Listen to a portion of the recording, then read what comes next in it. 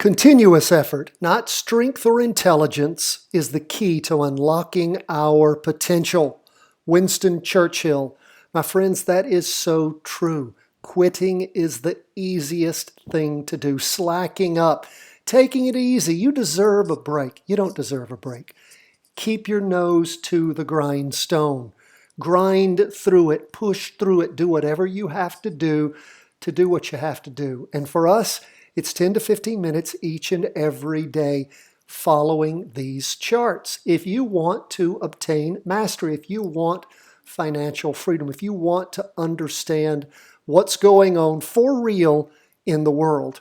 Earlier this week, we covered for you the commodities charts that we have and that we look at and that you can look at each and every day. You can see what's going on in the world with gasoline. You can see what's happening with the wheat market. You can see what's happening with soybeans. You can see what's happening with silver. We follow gold for you every day. What's going on with sugar? What's going on with corn?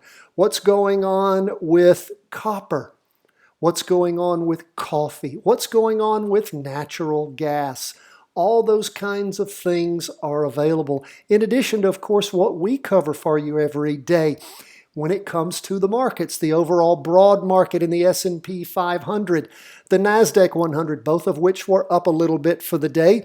20-year bonds down, going in the right direction for us. Gold down, and Bitcoin up some.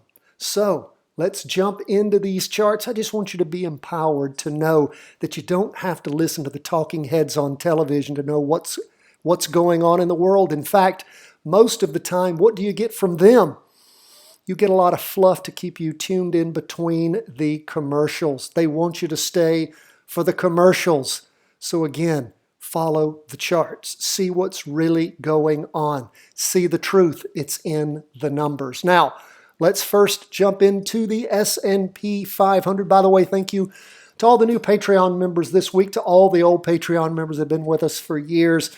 God bless you, my friends. We appreciate you. Don't forget, next Wednesday, the live question and answer call-in session will be coming to you. If you're a Patreon member, want to be one, join. Patreon members, go ahead and email us your questions, the ETFs and stocks you'd like us to help you backtrack. We'll put that on our list. If you can't join us at 12:30 in the afternoon Eastern Daylight Time here in the States, guess what we'll do? We'll address your questions, the stocks and ETFs you're interested in, and we will email that out to everyone, the video that we do of these classes. So join us nonetheless, whether you can be there real or after the fact, we'll get it to you. Now, we see the S&P up for the day 0.65%. We see things again, how they have crossed over, going down back on the 18th of August, and then of course on the 26th of August in the morning, pushed through the 200 EMA on the candle itself, went down, popped up for a little bit in the morning on the 2nd of September, then down, and for the last day and a half, things have been moving up. What are we waiting for? We're waiting for our STC to go from red to green, and then maybe push on back up through or cross back over going down, giving us a jumping in point just like we had when we jumped in this last time for a nice little gain of 2.32%. We want things to reset on our STC so we can jump in. Remember, if you're below the 200 EMA, it's short trades because that's where the trend is. Things tend to move in the direction of the trend. When it's above, you're looking for long trades. It's that simple. Now, we see where things are up some for the last day and a half. Today, still heading down, hasn't reached the low of the prior two-day candle, still red on the STC. Where are we on the weekly? Hasn't rotated over yet though, but 3 weeks of down movement is what we seem to be moving into. So we'll wait, watch, and see. Let the charts guide us. Now back to the half-day chart. We'll start with the half-day on the NASDAQ 100, very similar to the S&P 500, up for a day and a half. Red still on the STC. Very similar to the S&P 500, down on the 2-day and on the weekly. Still in the green. We will continue to watch, wait and see when these charts make themselves available.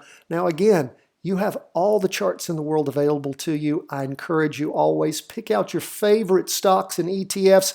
Use the same things you learn here in the trainings and in the daily reviews to help you chart stocks and ETFs that you're interested in addition to what you see here. What's going on with 20-year bonds? Down for the day 1.03%. Moving over in the right direction, still in that trade. Things kicked up a little bit yesterday, but then moved back in the same direction as the trend, well below the 200 EMA. We'll see how this works for us. Staying in it, and hopefully things will keep moving on down. We look at where we are on the 2-day.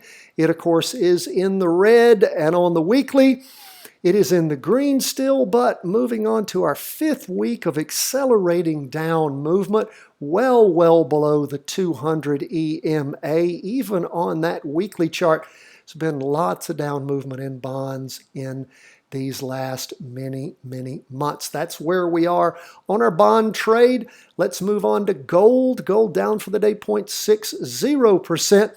You might say, Tom, are we jumping into this? Well, it hasn't moved all the way through this little center area. One of our rules is that we don't jump in when things do little short-term flip overs. We've got to see things go from red to green all the way up, and then as it starts to cross back down, we jump in like we did previously on gold for that 1.58% gain back in mid-August. What are we waiting for here? Well, this is not it. So we'll keep an eye on things. Maybe that's going to move back down, and at some point we'll get an opportunity to jump into gold. But we're not doing it on that sloppy signal. We look at the 2-day. It's, of course, still heading down, although it hasn't reached that low from back on August the 31st yet. We look at the weekly.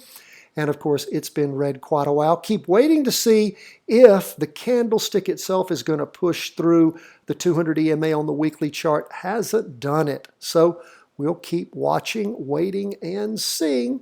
Now, lastly, we go to Bitcoin. Bitcoin kicking up. It's our biggest gainer for the day.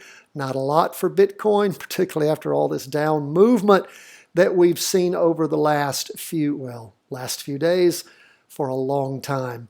But when we look at where things are for the day, up 1.63%, hoping that maybe Bitcoin is finding a bottom, sort of starting to make one. Still in the red on the STC. Look at this 2-day. You can see where, again, Bitcoin trying to find a bottom right here around the 1816, 1820 mark, something like that. Be nice. If this is the bottom, don't know that it's going to be, not trying to call that. I'm just saying what would be nice, but we're not there yet. Don't have anything to qualify that for us. We look at the weekly, again, down to about the same point during the course of this week. I'd love to see Bitcoin take off and give us good reasons to buy, but we don't have them yet. We did record and get out to our Patreon members charting crypto last night. If you hadn't checked your email, check it, or just go to the Patreon page. It's available for the Patreon members behind the firewall. Please do check it out if you want to become a Patreon member and help support the work we do here at the channel to pay for a little bit of the bandwidth, the webmaster, the cost of the channel. That would, of course, be quite appreciated. And we have lots of benefits for you, particularly that training we have on Options Made Simple, the Charting Wealth Way, with lots of other good stuff. And tonight, we will be preparing for you, of course, the 20 weekly vertical crossovers that go out to our Patreon members every Thursday. I will be releasing Charting Crypto to everyone tomorrow afternoon, this week's version. My friends, thanks so much for being with us. We love to hear from you. CW@chartingwealth.com. God bless. All the best from the whole team at Charting Wealth World Headquarters.